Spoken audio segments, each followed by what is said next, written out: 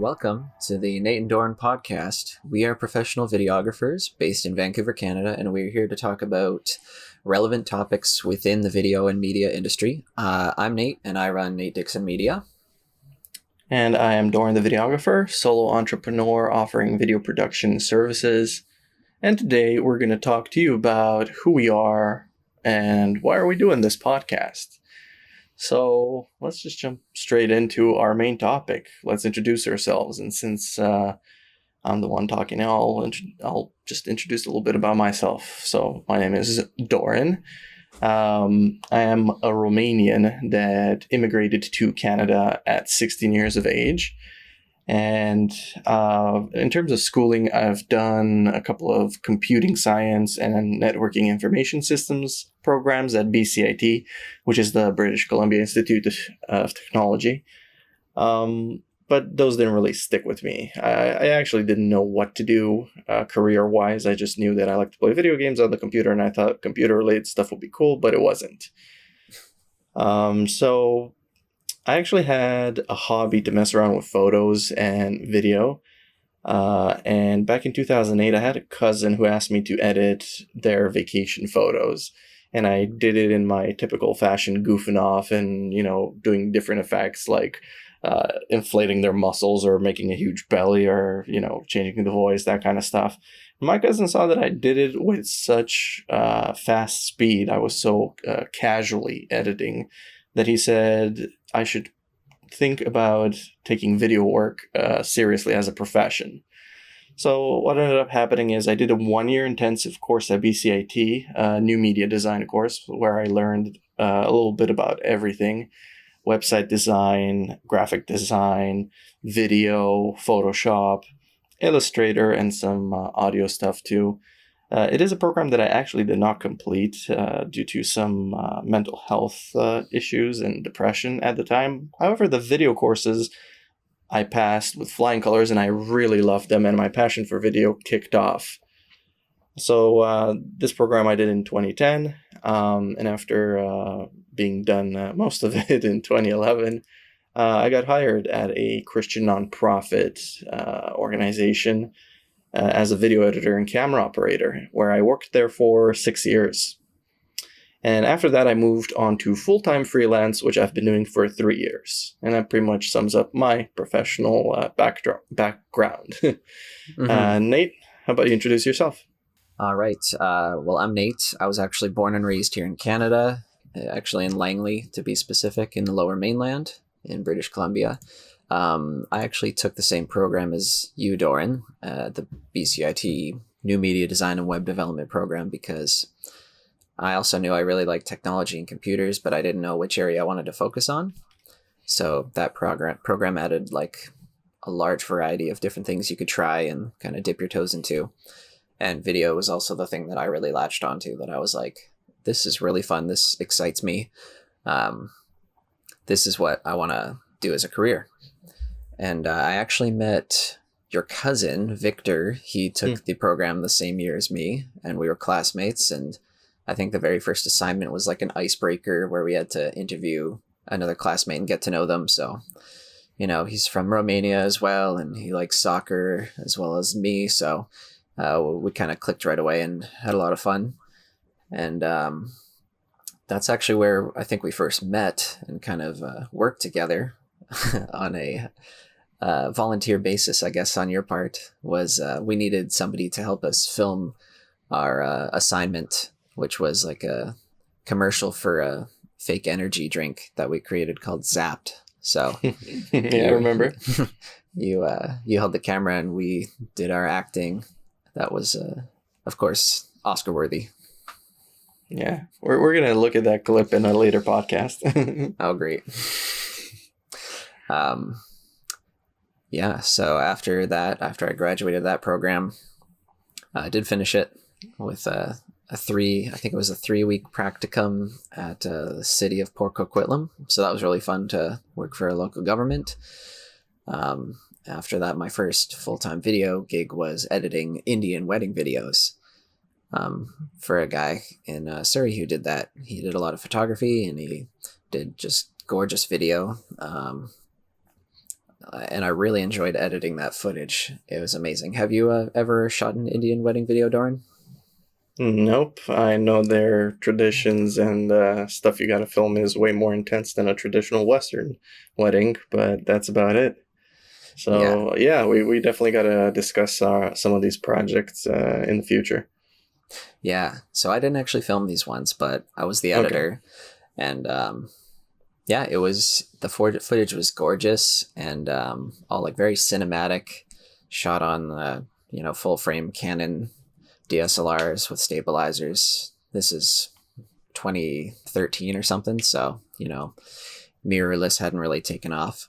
But yeah, I remember after sitting there the full like 8 hours staring at the screen intently on my first day, trying to like do as much as I could, really set a good impression. I remember driving home, everything felt like it was moving in fast forward because it wasn't that stuttering 24 cinematic. Have you ever had that? Oh yeah, I think I've had that if I went to the movie theater and watched like a 3 hour movie. Yeah, I know what you Mm, mean. yeah. So that was pretty crazy. I haven't really had that since that job. Luckily, I'm able to break it up into, healthier chunks with little breaks. I moved on from that Indian wedding video company looking for other work, and I found the job posting for the same Christian nonprofit and applied there. And they liked me, they liked my work, so they're like, "Hey, can you come in and train on Friday?" And came in and met the crew, and that's where I saw Victor there, Oh who happened yeah. to be working there. He's like, "Oh, hey man, I haven't seen you since school." I'm like, "What?" And then I saw you there, and yeah. Yeah, so actually, that's a funny story, yeah, because after I was done the 1 year program, like I said, the first job I got was working at this place. A year later, I believe, I talked to, or Victor talked with me and heard about this program, and he was curious to get into video work too, and I told him like, well, maybe I can get you a job here. And we had a huge backlog, so we definitely needed new people. And yeah, that's how he joined there. And then, a year, or how long did you work at the Indian wedding? Oh, maybe like 3 months. Okay, so a little bit after that, we were still looking for people. They were advertising on Craigslist, and boom, you came. To be honest, I didn't remember you because it was just a short day and I was just like zoned out and in my own little world. And I'm like, okay, I'm just helping my cousin here. But yeah, we definitely have quite a bit of history together because we worked at this Christian nonprofit for what, 4 years, 5 years? I stopped just shy of 5 years. I think it was like 4.5 years. Okay, 4.5 then, yeah, of us together there. So, kept in touch after going our separate ways and came to making a podcast together. So, yeah, I'm super excited. And yeah, we have lots to talk about. And I'm really excited to be doing this podcast with you, Nate. Me too, Doran. So I guess that pretty much wraps up our professional background. Let's just give a quick completion of the background with our current personal status, I guess we could say. So I'm married. I've been married for 6 years with my wife, Anna, and we have 2 daughters. I have a 2-year-old, 2 years and 3 months, and a 3-month-old. And I've been married for 5 years, and I also have 2 kids, a 3.5-year-old little girl and a 1.5-year-old little boy. So both living that dad life. Yeah, we're rocking the full-time dad life, and we're trying to do a podcast at the same time. Yeah, we'll see where this goes. We'll talk a bit about why are we doing this and who is this for. But before we get there, let's just go into a bit of our experience working together. So, me coming out of that school program at BCIT, my only experience with a video camera was what they made us. They made us buy a camcorder that had manual function. So I bought this Canon Vixia FH200 or something like that. It's like the cheapest manual setting camcorder you could get. And my first actual broadcast quality camera that I touched was at this nonprofit that we worked at, and we used Canon XF305s, which were a really big deal back in 2012. Full HD, 1080, doing 50 megabits a second. I remember being so intimidated when I first saw this camera because it had so many buttons on the side. I had never seen anything like it, and school didn't prepare me for that. Maybe if I would have done like a video or film specific program, but instead I did the overall program, and it taught you a little bit of everything. How did you feel first time you saw those cameras, those big bulky XF305s? I think I just figured out the very basic functions. I didn't even touch any of the manual settings, and then, after we were done filming something, I would like, oh, what's this little switch? What's that do? And just like bit by bit figure out the functions. So we were both cameramen, camera operators, and video editors at this workplace. And a nice thing of us working together is the fact that we grew in skill, and we practiced a lot of new things together at this job. I clearly recall learning about lighting, and we got to be in charge of lighting. So the setup at this workplace was we had a stage where the presenter or the talent, the speaker, would be, and the bosses would have a custom backdrop printed that would match the subject matter, and we had to light the stage, and we had huge spotlights that were like cooking you on stage. We had like, I don't know, like over half a dozen of them. So it was pretty intense trying to work with those, wiggle them in the right angle, and try and fill even light on the stage. It was quite a learning curve. Yeah, and usually the presenter was in like a full suit, so they were sweating. Oh, in the summer it was brutal, yeah. Yeah, no AC. Yeah. And, that's how we... Because school can teach you a lot, but a lot of this stuff is also practical learning. So a lot of this stuff school taught me was very basic concepts, but a lot of stuff is very practical, and a lot of stuff depends on your circumstances. What are you filming? Because if you're trying to film something very dramatic, you need dramatic lighting. If you're filming something very, in a style that's telling a story, like an interview, just grabbing something, capturing something, then you just need even lighting, and all these things we have to learn over the years. So there's so many things we can talk about. What was one of your favorite projects at the workplace? Probably when we worked on that multi-part docu-series. Yeah. Do you remember that? Yeah, I remember it. How can I forget it? That was on that on those documentaries we spent the longest work day. Like me going full-time freelance, I've had work days that were super long. None of them were longer than that one, because that one was the most demanding time-wise, because we had to come in early in the morning, like 7 a.m., and we had to record until evening. Then we would video edit, and then late at night we would record again, and we would be done at 3 a.m. So what how many hours is that? 20? That sounds right. Something like that.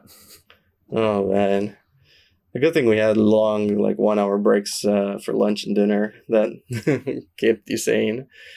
Yeah, we So, would pop out and get Wendy's or something like that. Poutine. oh yeah, well we're Canadian, so yeah, we're especially me. I'm a poutine sucker. And there's a train in the background. There you go. Organic film at home podcast feel. One cool thing that I remember, like this project alone was like very demanding on our talent, but it had so many unique things, like the longest work hours, the fact that I learned to use a 12-foot crane jib, like a motorized head, where you like swing this huge 12-foot arm around, but you pan and tilt the camera with like a joystick controller at the same time. That was super fun. And then You zoom. got So you had like two thumbs going, yeah. right? Oh yeah, the zoom too. Yeah. Yeah. So pan, tilt, swing, and zoom. So you could do really dynamic parallaxing stuff. You got to play around with that too, right? Yep. Yeah. With the big one. I think you filmed with it most, but I used it for a few presentations and stuff here and there. Yeah. Mm-hmm. So yeah, that was definitely something very unique. It's something you would only see at like a sporting event or something huge like that.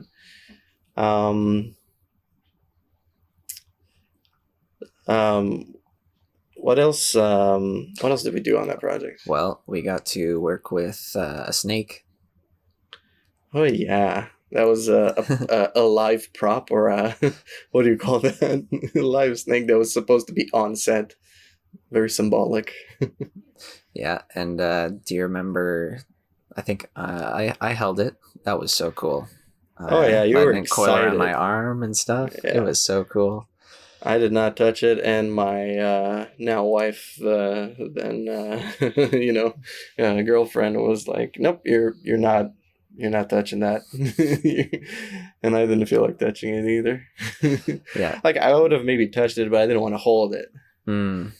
And but its appearance on screen, the person that was in front of the camera had to hold it there, so I was happy to be behind the camera.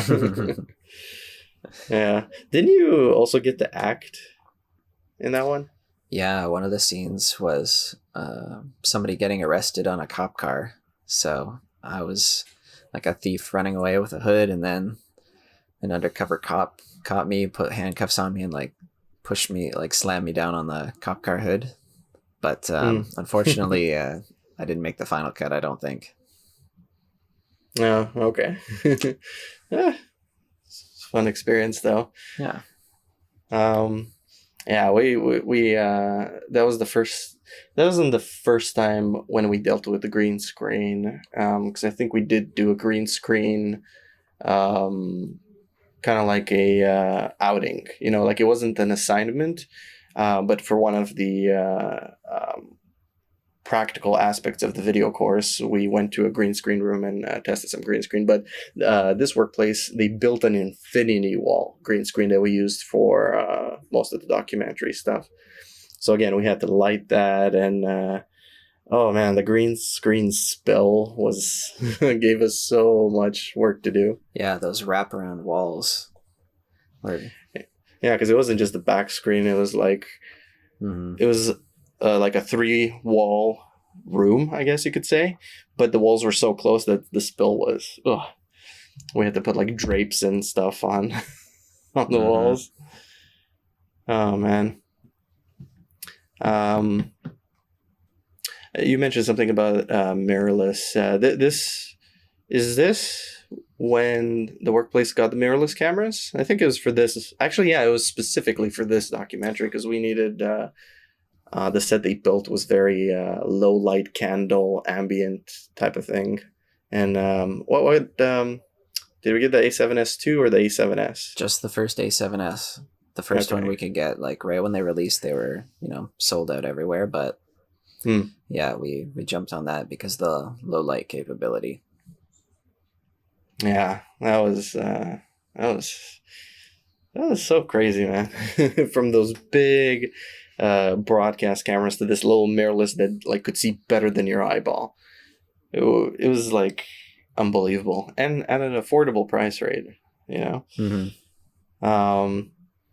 And I remember they got for a couple of the scenes they decided to buy a drone, so they got a DJI Inspire 1, which if our listeners have never been in the presence of one, is incredibly intimidating, because it can go like 80 kilometers an hour or some ridiculous speed, and it sounds like a swarm of thousands of angry bees.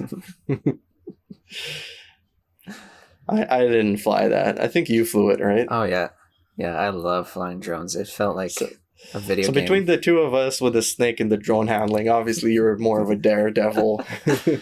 Yeah. I operated the camera though, because somebody needed to pan tilt the camera while the drone was flying. I think we were flying at night, following a cop car, the cop car that they rented, and yeah, I was trying to fly like backwards, and then you were trying to control the camera to follow the. I actually wasn't there for that one. I was in Romania getting married, so I missed the whole cop car thing. Oh, okay. No, the only time I was there for when we originally got in, we were doing some testing with it, and we got that one shot. It was absolutely like not safe. You had to fly and hover the drone within 6 feet of someone's face for a dramatic close-up, and then we had to dramatically like skyrocket and get a bird's eye view, and then simulate one of those going into space, zoom out of Google Earth type of thing. And so that I remember operating the camera for that. Okay. Oh man, I can't believe, even to this day I'm just shaking my head thinking, why did we do that? That was yeah, one wrong nudge of the joystick and slice. New haircut. Yeah, man. Yeah. But so a lot of cool experiences together. This workplace, that's the cool thing about it. It expanded in the production value it had to offer. I mean, before we left, they got Red Epic cameras. The Red Epic Helium 8K, I think. And those were, again, the same feeling that I had when I saw the broadcast camera when we got this thing. Oh man, it's ventilating so loud. The file sizes are ridiculous. But it is such a sweet camera. And we filmed ourselves playing ping pong in slow motion with in our breaks. Remember that? Oh yeah, ping pong. That was fun. Yeah, that was good. And we used that for the intro to one of the series, and where that was one of the intros where we kind of had full creative control. What was that? Darkness Before Dawn? Is that right? Is that the series title or the lecture title? I can't remember. I think it's the series. I think the series. Well, actually, I have it up. I can just double check. Oh, okay. Why don't you find it right now? Okay. Well, I see two titles. Which one's which? Yeah, no, Darkness Before Dawn is the series title. I'll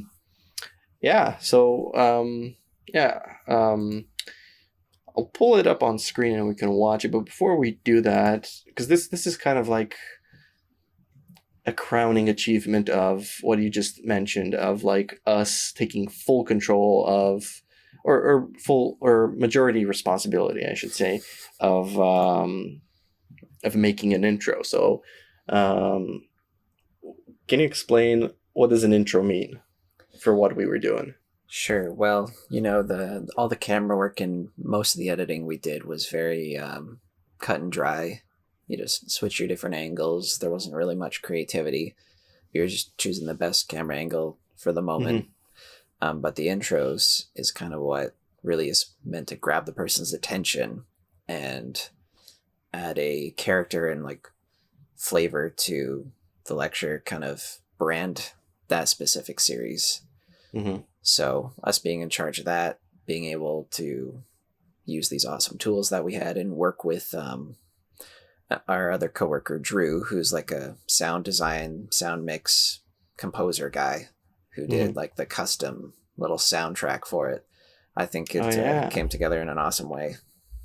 Yeah, so much better than stock stuff. Like stock stuff is good when you don't have an audio person, but when you have a like an actual recorder, audio engineer, or what I don't know what the technical term is, but someone that can make the music for you it was amazing. It just made that project just so much more interesting. Mm-hmm.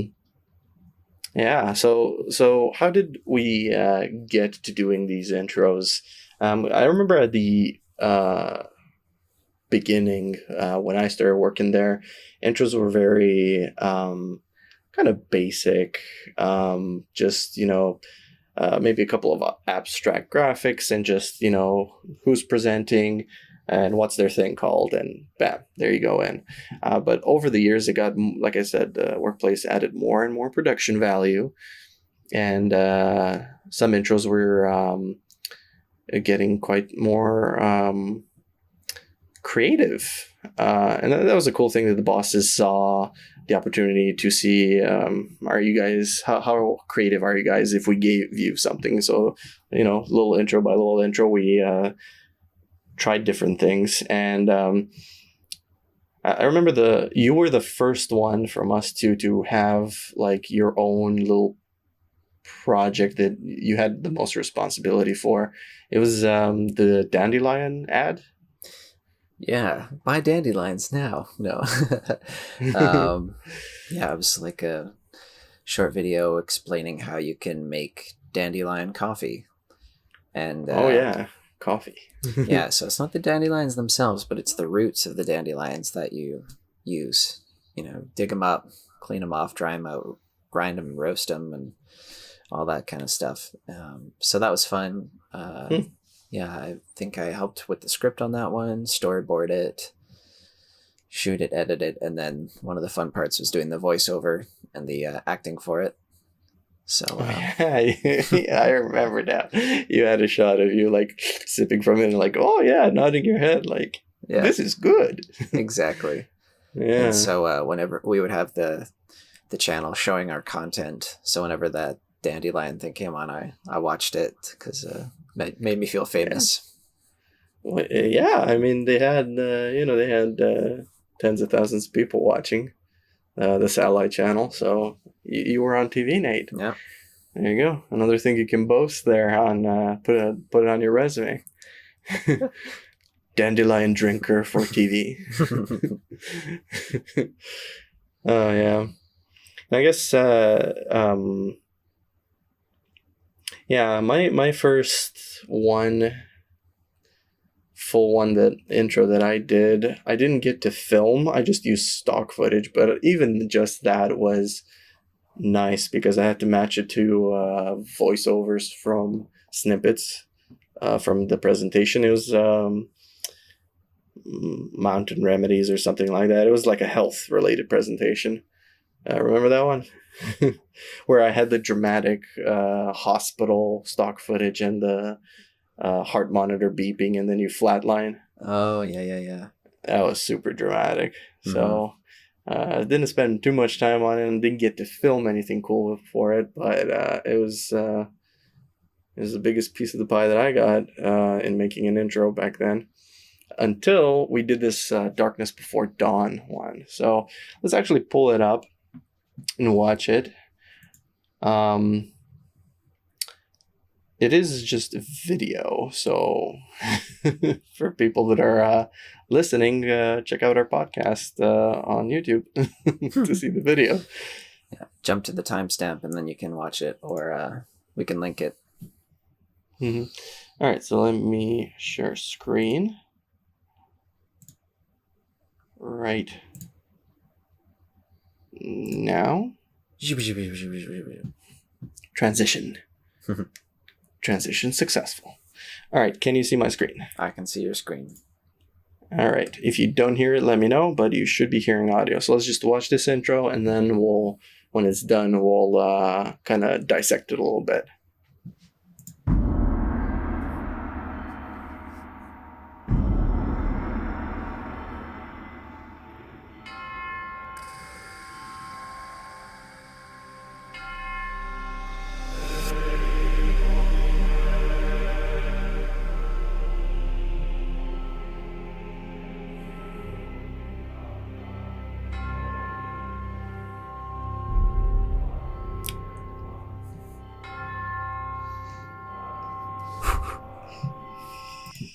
Oh man, I love the ending to that. Um, where do we even start with this? So for we recorded this with the let me mute the audio for now. But we recorded this with the Reds. And for those of you watching the vodcast, if you don't recognize the actor here is actually Nate. Whoa. Whoa. So you got to act in this one. We both came up with the script for this one, didn't we? Like the whole action, the whole everything. Obviously, the boss approved it, but it was the first one that like started from scratch with us. So we both did that. You were in front of the camera. We storyboarded together. Yeah. Then you acted in front of the camera. I was operating the camera. You were acting behind the camera. I was acting in front of the camera. Hey. Oh, I can put acting on my resume. I'm acting director. And like you said, our awesome sound colleague, Drew, amazing piece. It's so good. It's so fitting. It sets the mood. It almost sets the mood just as good or better than the video, but the video does a pretty good job, I think. You know, to pat myself on the back, the Obama meme where he like crowns himself or puts the medal on himself. Yeah. It's one of the most proud projects, I guess you could say, that I've worked on at that workplace. And then you were in charge of editing and splicing everything together. Mm-hmm. Right? Yep, I did. I always like to have the text being revealed by masks of people walking in front or behind. So you see that a lot of the text here. So that was So here you're walking and bam, and close up with the candle. And all of these things, or all of these props, some of them we had, like this statue and the candle, because we were using it in that documentary series. But this paper that you're ripping out now, what's the story with that? Was that a real book? The book was real. It had real pages in it, but that page that I pretended to tear out was not from the book. That was a prop page that we printed on both sides and made it look like a page from the book, I believe. Cool. Yeah. Real smoke, though. Oh, yeah. Candle smoke. And we actually had a very small space to film this in. Mm-hmm. But, the Reds being so awesome with their raw capturing capabilities, we were able, you in editing were able to make sure the background stayed black, because we put curtains, we put black curtains and covered the walls with them. But yeah, again, lighting was tricky to light just the candle. Like even you coming in on that shot, here's the interesting thing. The candle's blown out, but light is still there. So the candle wasn't the only light source, but we kind of replicate that. We use the very narrow spotlight, I think. Mm-hmm. And then you fade back into darkness. Oh, that's so awesome. And you're wearing a hood. Mm-hmm. Yeah, I just got a fake monk hood and robe from Amazon. Oh, you didn't get an authentic one? No, I didn't earn my monk's robe. Oh, yeah. Man, these shots. See, that's the cool thing, because sometimes you think to be creative and to really impress, you have to do all this really elaborate stuff. But sometimes just very simple but very meaningful visuals tell a story really good, like ripping out a page and burning it. That sends out the tone for this series. It was like a religious series on what was it on? I think Darkness Before Dawn. I think about the Dark Ages and how the scriptures were in Latin and only the Catholics knew, and that's why it's called the Dark Ages. Am I recalling that correctly? I think the series was about Catholics, and then how they burning pages of the Bible if those are the pages that they didn't want the other, like the main common folk to see. So before there was, Protestantism, and there was just, they were the only source of the Bible. And so, and another cool thing, I remember this so clearly, and remembered it now watching this. Some of these shots look like you're moving very smoothly. I remember actually instructing you, like, just yank it as hard as you can, just walk fast and do all this stuff, because if you try and walk slow, it looks a certain way, but if you go fast and it's slowed down, slow motion always just looks so much better. So all of these shots, like with that cross dangling there as you're pulling it, that's slow motion. The candle waving, slow motion. Yeah, the rip. Even this focus pull, yeah. The rip, slow motion. Yeah, you could see just my cross necklace bracelet thing swinging slowly. Yeah, this is well done, Nate. Well done. Well filmed by you. All right, so let me switch back to the full screen of us.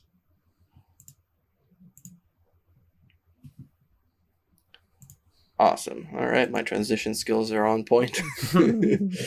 And by the way, the background layout and transition are all designed by Nate. So Nate's a really good designer. I've learned over the years, at least compared with me.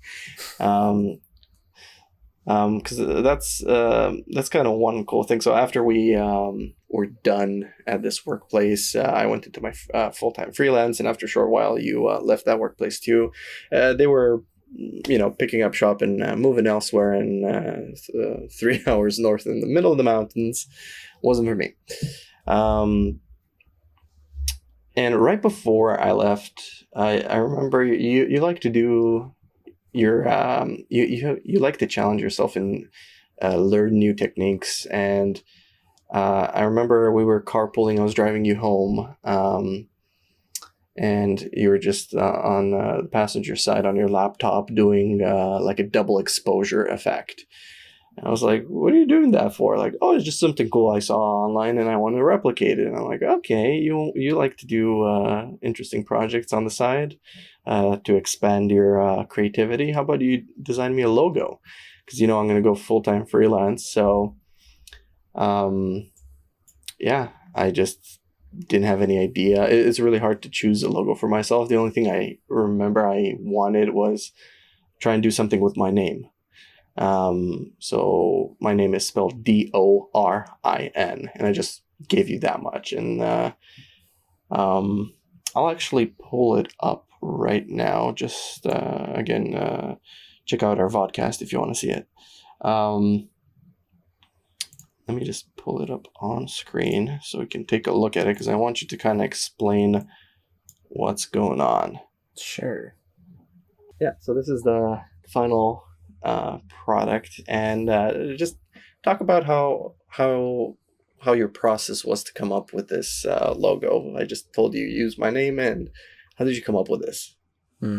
Well, with logos, I like to try and keep them very simple and avoid gradients and small intricate details, so it can be very scalable.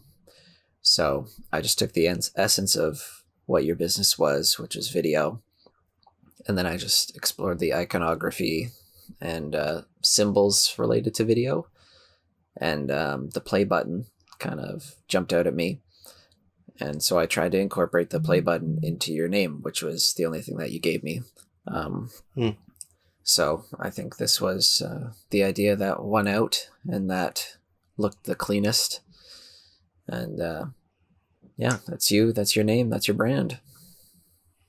How did you, what went in your head when you separated my name Dorin? I don't know. I like trying to incorporate the text of something into the logo itself. So putting the inside the play button seemed to work the best visually for me. And then I added the videographer text underneath, which you wanted for your brand as well. And then it kind of makes right. I remember because you originally gave me like Dorin Media or Dorin Film or something.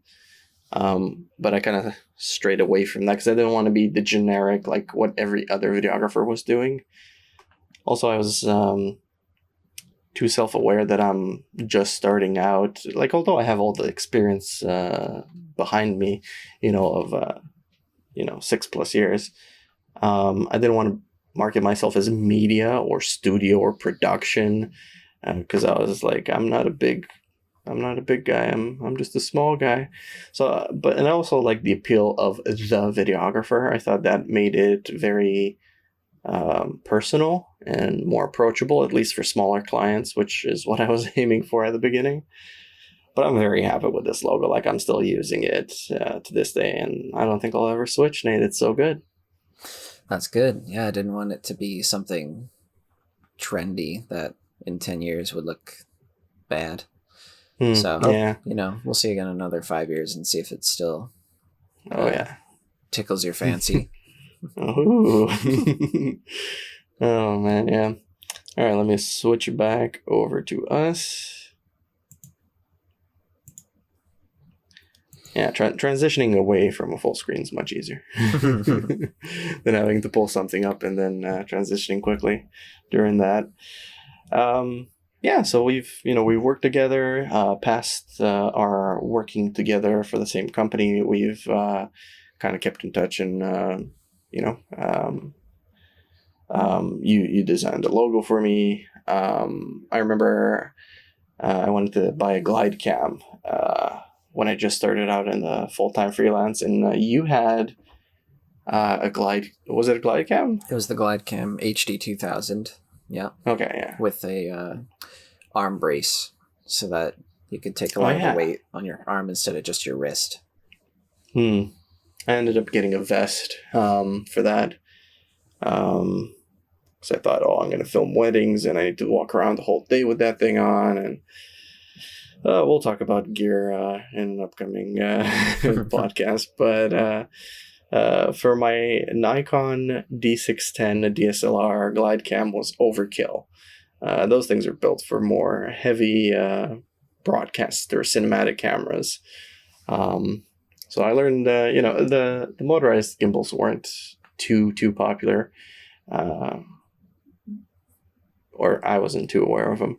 But I did get one within my first year. So anyway, we'll talk about that later. But yeah, I did borrow your glide cam, and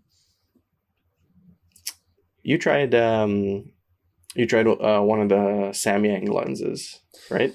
Yeah, after I got the Sony A7 III, like you, I wanted to test out different lenses. So yeah, you lent me your 45mm f1.8 lens, I believe it was. Which is what I'm using right now. Ah. Yeah, I like it. Yeah. And you also lent me that Nikon full frame camera for a project I had earlier. Oh, yeah. It's like my second camera. Right. Yeah. Yeah, I now remember. And that one also had like a 50mm f1.8. I remember you liked the lens from that one too. Mm-hmm. So yeah, f1.8 is pretty sweet f-stop. Nifty 50. Yeah. Yeah. Good focal length too. Yeah. For what I was using. But yeah. Mm-hmm. Whose turn is it to borrow something next? I think. Well, we're both borrowing time right now to do this podcast. So how about we talk about why are we doing this? Who is this for? What are the plans with it? I think first let's explain kind of the structure of the podcast. So each podcast will have like a main topic that we're going to dive into. Mm-hmm. And we're going to be talking about our personal experiences or maybe exploring new topics and learning something new. So for this one, obviously, it was our introduction. Also, we're going to have different segments for each episode. We still have to figure out the exact formatting, but maybe some of them will be short, some will be longer, some will be very serious, or some more silly, professional or personal. We want to show off our professionalism, but we also want to show off our personality and just have a good time. Because that's what a podcast is. It's the content, but it's also the person and the persona.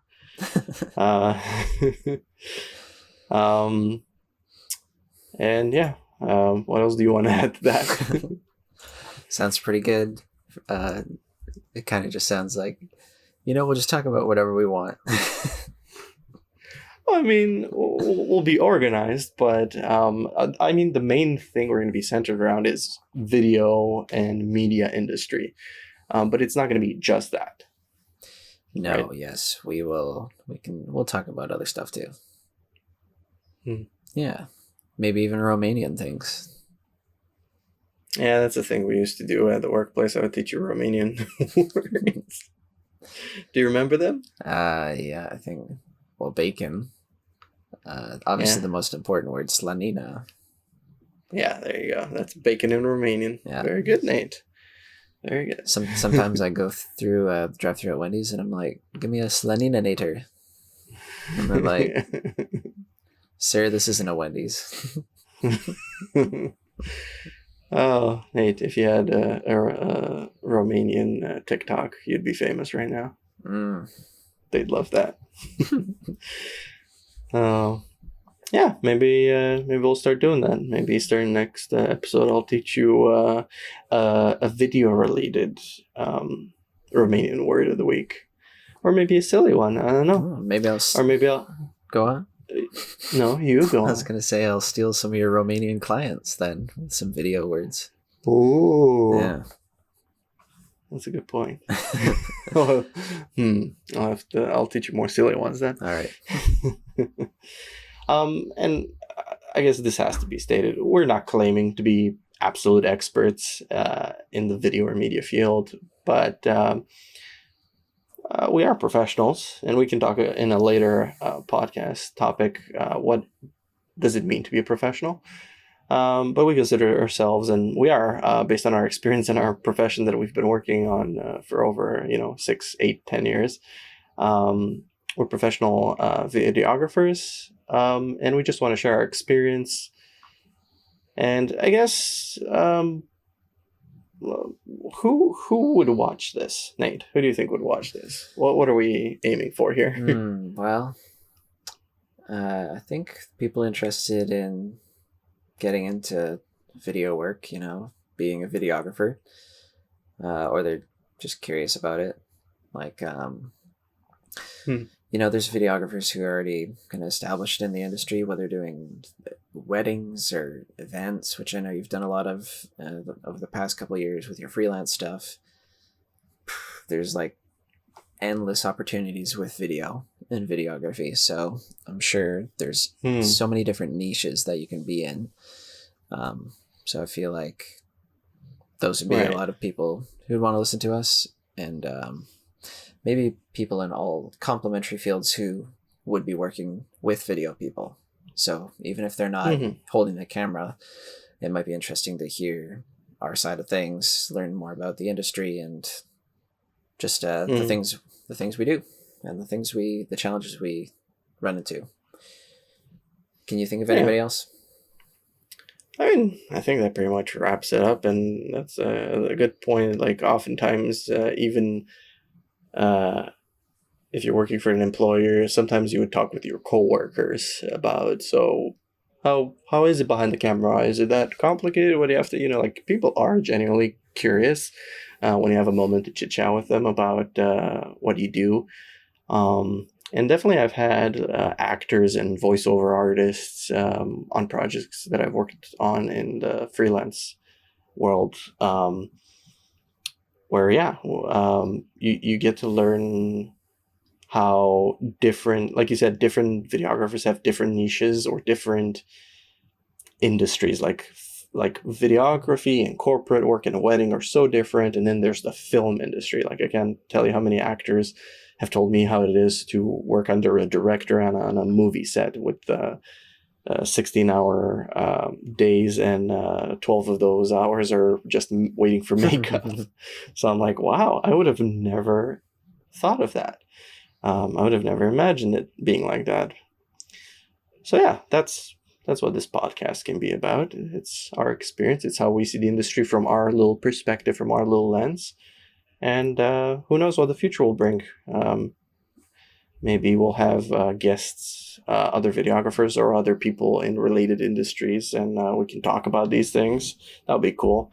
A lot of stuff with is going to happen with the podcast is going to happen organically, and we just want to start it up and see where it goes.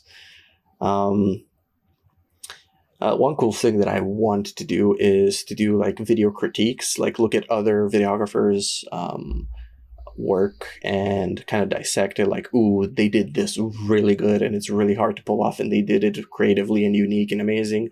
Or, we'll maybe review some stuff that's really popular, but because it's bad. A lot of viral videos are like that. And some cult classic movies are like that too. So there's so much to talk about. Another cool segment that we're thinking of doing, but it's going to be really hard to pull off, monthly challenges. What are we thinking of doing? Well, I think the first one we had in mind was to make a video that is focusing on the rain. So you have to film it outside. It's got to be raining, but other than that, it's kind of up to your creativity to tell the story. So I think that'll be the first challenge. But what does that mean? What's the challenge? What does it involve? So already the challenge is time, because balancing work and personal life. Now we have to balance this podcast, but we want to push ourselves, right? So I think that's, me and you were just talking about that, and we're like, yeah, we should try and do stuff, and I'm like, yeah, like a challenge. And it's the whole point of this is just to experience a challenge. Whether we overcome it and create something awesome or not, it'll still be a learning experience. And that's kind of the point. That's kind of what I'm hoping to get out of it. Like for this one, go outside and film the rain. Like, we never planned to film anything in the rain, because who wants to be outside in the rain being filmed? Nobody. No wedding wants to be filmed outside in the rain. No corporate stuff. So this is like challenges. We'll think of either targeting a weakness or a hesitation or something that we've never done, and it's time to go do it. So sometimes a challenge is something that's not something impossible, but something that's new. You're challenged to think outside of your box, outside of your comfort zone. So filming in the rain is definitely outside of my comfort zone. And basically, this is going to test our storytelling. So with gray, gloomy weather, Raincouver, make a story. Yeah. Raincouver. We're second London, second most miserable rain city. And if we get enough user interaction, viewer interaction, maybe some of our viewers will submit some ideas. That would be cool, because we're eventually going to run dry. So that's pretty much the format that we're going for. And yeah, it's rainy right now. So now was the best time to do it, since it's the rainy season. Yeah, no time limitations. Pretty much no limitations, just must have rain or snow if it's snowing, because it's cold season. Let's see what we come up with. Sounds good. All right. Well, I think that's a wrap for today's podcast. Thank you very much for watching. Please leave a comment or message us about what topics you would like us to discuss on the podcast. Give us suggestions for challenges, and let us know your feedback. Yeah. Be sure to subscribe to not miss an episode of the Nate and Dorin podcast. You can find us on YouTube, Spotify, Apple Podcasts, or whatever you use to listen to podcasts. This has been Nate and Dorin. Thank you for watching and listening.